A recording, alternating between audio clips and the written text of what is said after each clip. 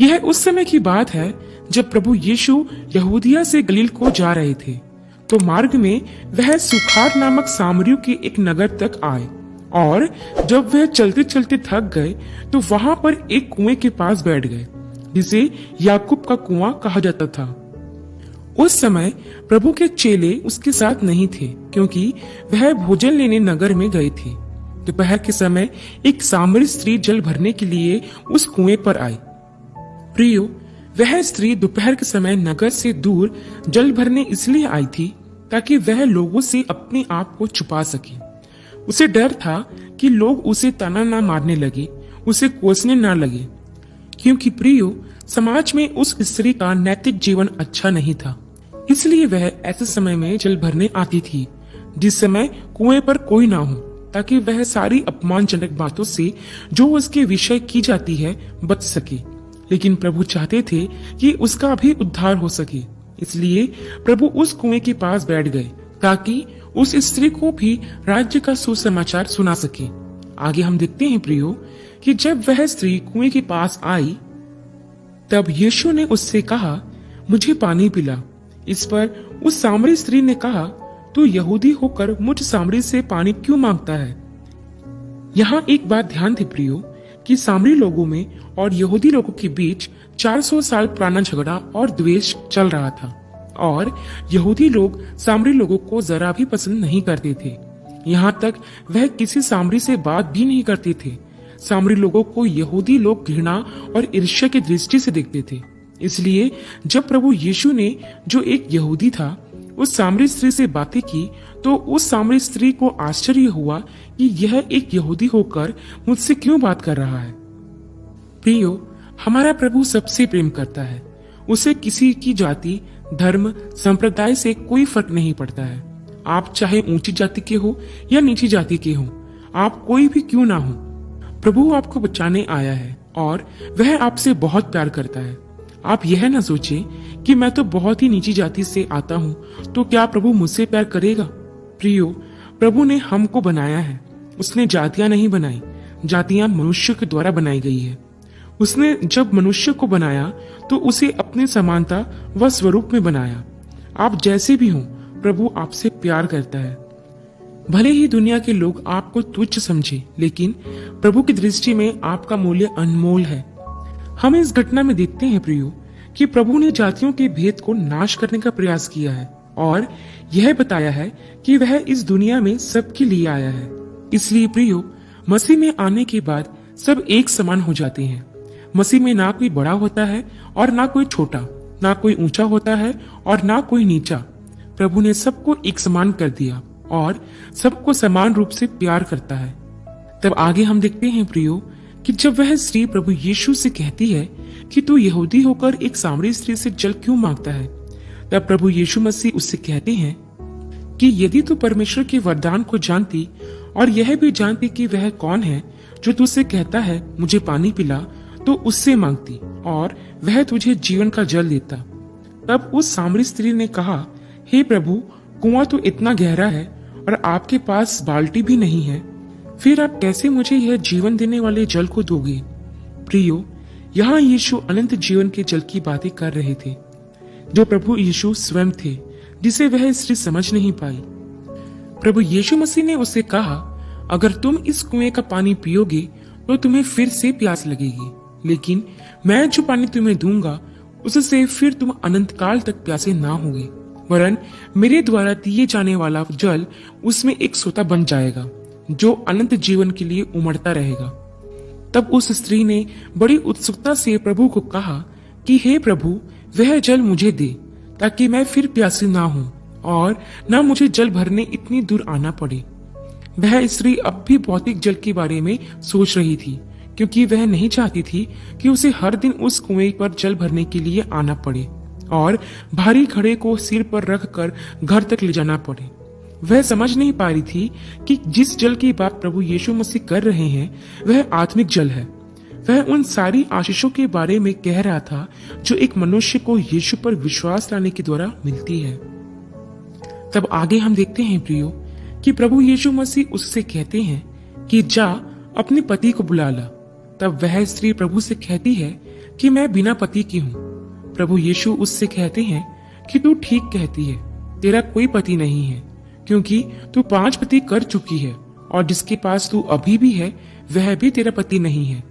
तब वह स्त्री प्रभु से कहती है, हे प्रभु, मुझे लगता है कि तू कोई भविष्यवक्ता है। प्रियो, यहाँ पर हम ध्यान दें कि वह स्त्री नैतिक रूप से एक गिरी हुई स्त्री थी। उसने 5 शादियां की थी और उन 5 शादी में भी वह खुश नहीं थी। उसके बाद वह बिना विवाह के एक पुरुष के साथ रहने लगी, जिसे आज के समय में लिविंग रिलेशनशिप कहा जाता है। प्रियो, यही कारण था कि वह लोगों से छुपते छुपाते दोपहर के समय कुएं पर पानी भरने आया करती थी। प्रभु यीशु मसीह उसके बारे में सब कुछ जानता था, क्योंकि वह मनों को जांचने वाला परमेश्वर है। जब प्रभु ने उससे कहा कि जाकर अपने पति को बुला ला, तो प्रभु उस स्त्री से यह चाहता था कि वह अपनी पापमय दशा को पहचान सके और यह स्वीकार करे कि वह एक पापी स्त्री है जो पाप में अपने जीवन को व्यतीत कर रही है। प्रभु उसकी अगुवाई कर रहा था ताकि वह स्वयं अपने पापमय जीवन को देख सके। प्रियो, उद्धार सिर्फ वे ही लोग प्राप्त कर सकते हैं जो इस बात को स्वीकारते हैं कि वे पापों में खोए हुए हैं, और जब वे प्रभु यीशु पर विश्वास करके अपने पापों को मान लेते हैं तो पश्चाताप के द्वारा उन्हें वो उद्धार मिलता है जिसकी आज हर मनुष्य को आवश्यकता है। आगे हम देखते हैं प्रियो कि उस स्त्री ने प्रभु से कहा कि हमारे बाप दादा ने इसी पहाड़ पर आराधना की, और तुम कहते हो कि जहां आराधना करनी चाहिए वह जगह यरूशलेम है। तब प्रभु यीशु मसीह कहते हैं कि हे नारी, मेरा विश्वास कर कि वह समय आता है, वरन अब भी है, कि तुम ना तो इस पहाड़ पर और ना यरूशलेम में आराधना करोगे। तुम जिसे नहीं जानते उसकी आराधना करते हो, और हम जिसे जानते हैं उसकी आराधना करते हैं, क्योंकि उद्धार यहूदियों में से है। परंतु वह समय आता है, वरन अब भी है, कि सच्चे भक्त पिता की आराधना आत्मा और सच्चाई से करेंगे, क्योंकि परमेश्वर ऐसे ही आराधकों को ढूंढता है जो आत्मा और सच्चाई से उसकी आराधना करते हैं। प्रियो, यहाँ पर प्रभु यीशु मसीह उस स्त्री के सामने एक बहुत ही महत्वपूर्ण बात को प्रकट करते हैं कि हमारा परमेश्वर सच्ची आराधना को चाहता है, जो सिर्फ मुंह से नहीं परंतु हृदय से की जाती है। आज के समय में हम देखते हैं कि आराधना करते समय लोग चर्च में तो रहते हैं, लेकिन उनका ध्यान आराधना भवन में नहीं बल्कि बाहर होता है। प्रभु चाहते हैं कि हम एकाग्र मन से अर्थात आत्मा से उसकी आराधना करें, लेकिन अधिकतर चर्चों में आराधना के समय लोगों की बॉडी तो प्रेजेंट रहती है, परंतु उनका माइंड एब्सेंट रहता है। कहीं आप तो ऐसा नहीं करते? ध्यान रखिए प्रियो, अधूरे मन से की गई आपकी आराधना कभी भी प्रभु को ग्रहण नहीं होगी। यदि आप प्रभु को प्रसन्न करना चाहते हैं तो आप आत्मा और सच्चाई से उसकी आराधना करें। आराधना के समय अपने मन को इधर उधर की बातों पर ना लगाएं, सारी चिंता फिक्रों को भूल जाएं और अपना सारा ध्यान सिर्फ प्रभु की महिमा की ओर लगाएं। तब परमेश्वर आपकी आराधना को ग्रहण करेगा। तब आगे हम देखते हैं प्रियो कि वह स्त्री कहती है कि हम जानते हैं कि ये एक मसीह अर्थात ख्रिस्त आने वाला है, और जब वह आएगा तो हमें सब बातें बता देगा। तब यीशु उसे कहते हैं, मैं जो बोल रहा हूँ वही हूँ। अर्थात यहाँ प्रभु उस स्त्री पर इस बात को प्रकट करते हैं कि जिस मसीहा की वे प्रतीक्षा कर रहे हैं वह स्वयं प्रभु यीशु मसीह ही है। तब आगे हम देखते हैं प्रियो कि जब प्रभु यीशु उस स्त्री से बातें कर ही रहा था तो उसके चेले भी आ गए और प्रभु को एक सामरी स्त्री से बातें करते देख अचंभा करने लगे। तब वह स्त्री अपना घड़ा छोड़कर नगर में चली गई और लोगों से कहने लगी, आओ एक मनुष्य को देखो जिसने सब कुछ जो मैंने किया था वह बता दिया। कहीं यही तो मसीहा नहीं? तब लोग नगर से निकलकर उसके पास आने लगे और उस नगर के बहुत से लोगों ने उस स्त्री के कहने से प्रभु यीशु पर विश्वास किया। तब जब ये सामरी यीशु के पास आए तो वे उसे विनती करने लगे कि हमारे यहाँ रहे। तब प्रभु यीशु वहां 2 दिन तक रहा और प्रभु यीशु के वचनों को सुनकर बहुत से लोगों ने विश्वास भी किया। और वहां के लोग उस स्त्री से कहने लगे कि हमने देख व सुन लिया और जानते हैं कि जगत का उद्धारकर्ता यही है।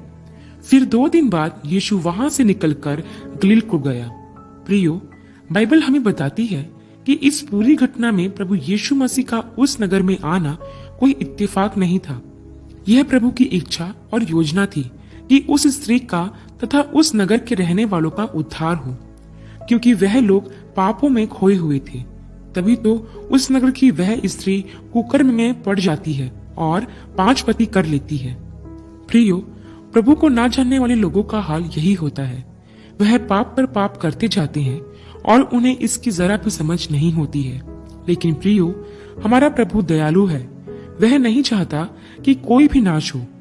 प्रियो, प्रभु उस नगर के लोगों के लिए जीवन का जल बनकर गया ताकि उस नगर के लोगों का उद्धार करा सके। इस घटना में हमने देखा कि प्रभु यीशु मसीह उस स्त्री से जीवन के जल की बातें करते हैं, जिसे पीकर वह फिर कभी प्यासी ना होगी। प्रियो, वह जल आज भी हमारे लिए उपलब्ध है, जो स्वयं प्रभु यीशु मसीह है। यदि हम उस बहते जल के सोते में से पिएंगे तो हम फिर कभी आत्मिक रूप से प्यासे नहीं होंगे। यह जीवन जल पवित्र आत्मा के रूप में हर विश्वासी को दिया गया है। आगे हम देखते हैं कि जब प्रभु उस स्त्री से बातें कर चुका तो वह स्त्री अपना घड़ा छोड़कर नगर में जाती है और सब लोगों को प्रभु यीशु के बारे में बताती है। तब नगर के सारे लोग आकर प्रभु यीशु से मिलते हैं और उस पर विश्वास भी करते हैं। प्रियो, जो घड़ा उसने छोड़ा था वह पाप का घड़ा था, जिसे उसने वहीं छोड़ दिया। ऐसा ही होता है प्रियो, यदि हमारी मुलाकात प्रभु से हो जाती है और हम उसे जान लेते हैं तो हम अपने पाप रूपी घड़े को वहीं छोड़ देते हैं और उस उद्धार का सुसमाचार सुनाने लगते हैं जो हमने पाया है। यदि आपकी भी मुलाकात प्रभु से हुई होगी तो आपने भी इस चीज का अनुभव किया होगा। प्रियो, यह स्त्री सुखार नामक नगर के लोगों के लिए आशीष का कारण बनी। पहले तो स्त्री घृणा की नजरों से देखी जाती थी। प्रभु से मिलने के बाद वो स्त्री सम्मान की नजरों से देखी जाने लगी। ऐसा ही होता है, जब आप प्रभु से मिलते हैं तो आपकी निंदा और अपमान सम्मान और प्रतिष्ठा में बदल जाती है। अंत में मैं आपको एक महत्वपूर्ण जानकारी देना चाहती हूँ जो आपको किसी ने नहीं दी होगी, कि इस स्त्री को भी प्रभु के चेलों जितना ही सम्मान प्राप्त था, क्योंकि इसने भी चेलों की तरह सुसमाचार प्रचार किया। और इतिहासकार हमें इस प्रकार बताते भी हैं कि राजा नीरो के समय में जब कलीसिया पर अत्याचार बहुत बढ़ गया था तो उसने इस स्त्री को प्रभु के नाम के कारण सूखे कुएं में फेंकवा दिया था, जहां पर भूख व प्यास से उसकी मृत्यु हो गई और वह शहीद हो गई। प्रियो, अंत में भले ही उस स्त्री को खाने व पानी के लिए तड़पाया गया, लेकिन उसने उस अमृत जल को पहले ही पी लिया था, जिससे वह फिर कभी प्यासी ना होगी। लोगों ने उसे शारीरिक यातना तो दी, परंतु वह उसकी आत्मा को कुछ हानि ना पहुंचा सके। मैं विश्वास करती हूँ कि न्याय के दिन प्रभु आनंद के साथ इसका स्वागत करेंगे। आशा करती हूँ प्रियो, सामरी स्त्री की यह घटना आपके लिए आशीष का कारण रही होगी। अगले वीडियो में एक नए विषय के साथ आप सबसे फिर मुलाकात होगी। तब तक के लिए आप सबको जय मसीह की।